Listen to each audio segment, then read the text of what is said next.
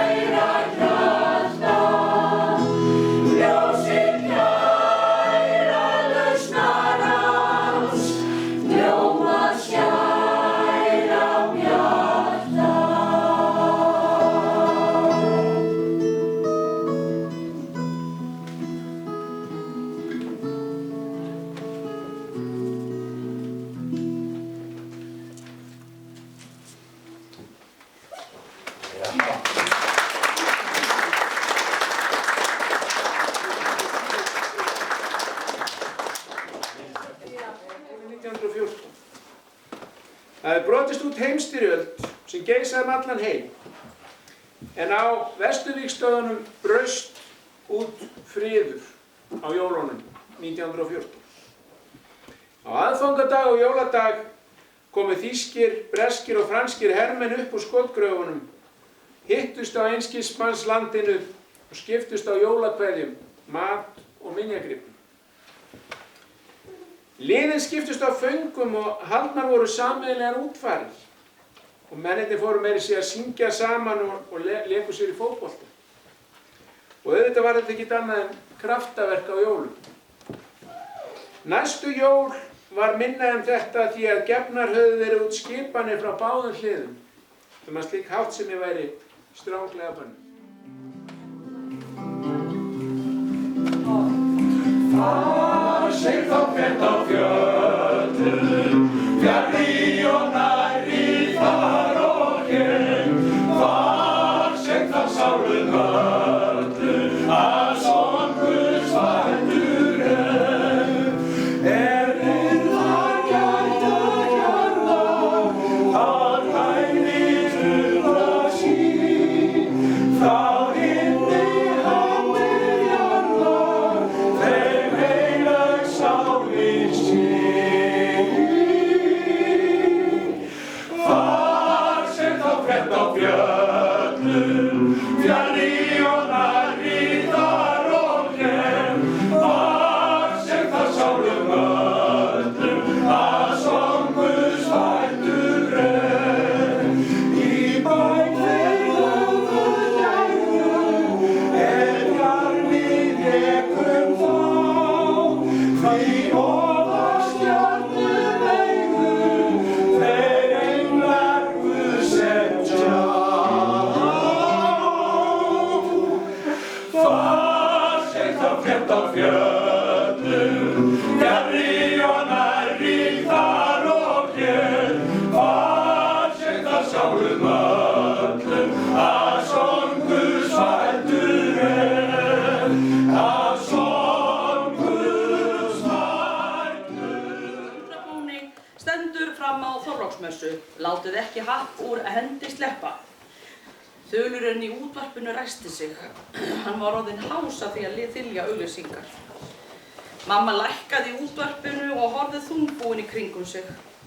Á bekknum voru staflar af smákökum og óhreinnum plötum og bakarofninum.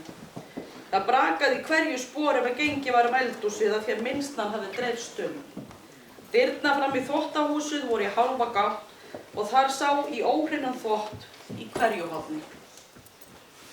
Mamma, hlakkar ekki til jólanna? Spurði Viðar og hoppaði á kornóttu gólfinu. Hann sá svipinn á móður sinni og vildi gleðja hana með því að tala um eitthvað skemmtilegt.